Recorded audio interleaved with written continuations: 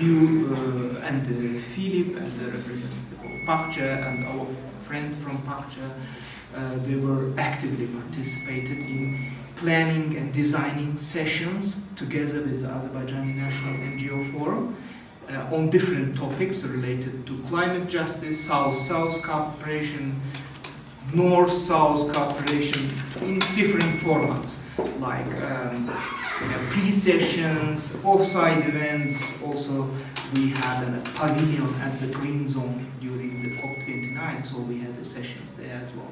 So, but basically, the role of NGOs in this process is also very important, and also in terms of how to struggle with the tensions of neo-colonialism approach.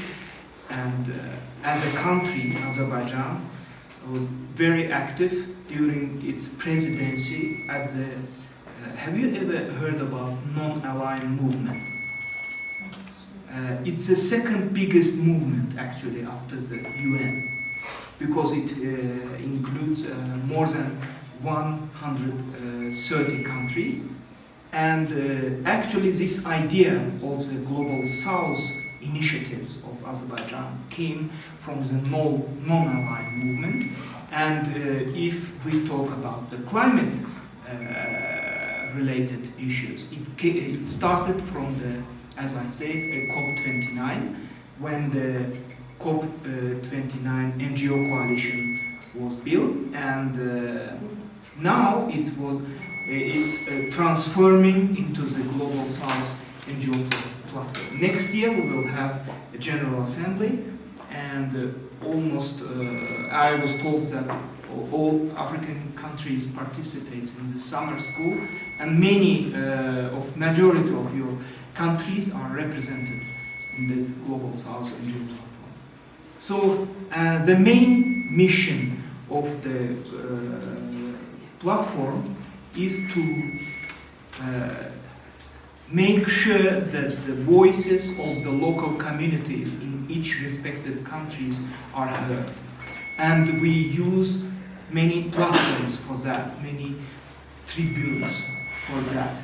And the equality, equal representation, inclusivity, mutual respect, solidarity are the main principles of our platform.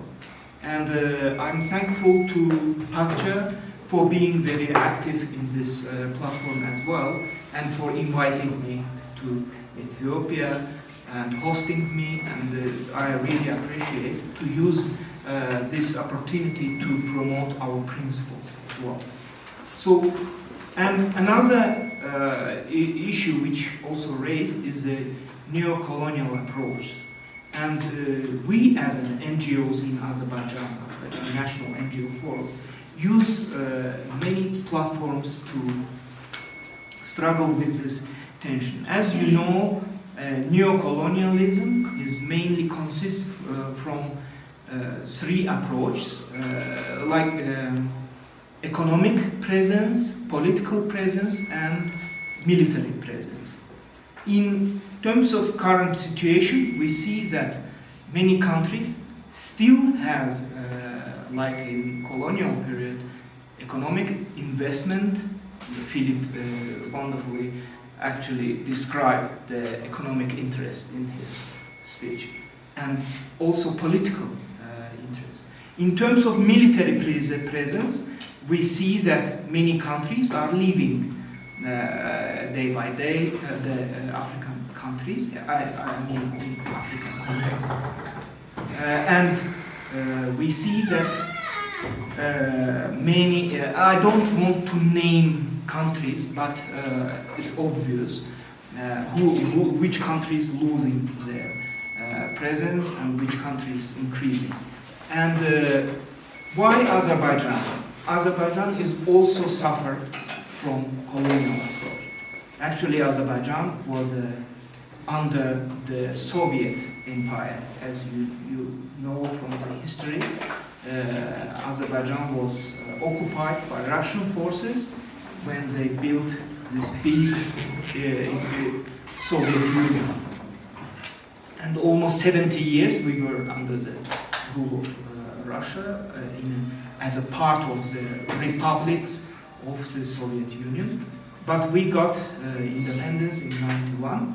We regained actually independence, which we had before the creation of the Soviet Union. And this made us to understand the problems of the countries which are in the similar positions. And if we talk about human rights, from the history, and we had some talk with Philip and people from PACJA about this, and I'm sure also previous lectures also touched this issue. For the moment in the world, maybe it's strange to hear, there is no one consolidated, legally binding pact or convention on human rights. There is a Universal Declaration on Human Rights, which is declaration. It is legally binding when it comes a part of the customary law as well. So, but in fact, we have two separate conventions globally. It was adopted when the decolonization process started in the 90s. First is Convention on Political and Civil Rights, and the second is Economic, Social and Cultural Rights. And what was the reason? For example, in Europe we have one consolidated convention, European Human Rights Convention. But in global level we don't have that. We have, as I said, Universal Declaration. What would be the reason for that? If I want to hear your reflection. Why in 16th, during the decolonization process, there was an idea to have this common convention? Why they didn't reach a consensus and had to have two different conventions? Why? Is there any thoughts about that? Interests. Different interests. Interests of whom? Of member states. Countries. Which I would say you can name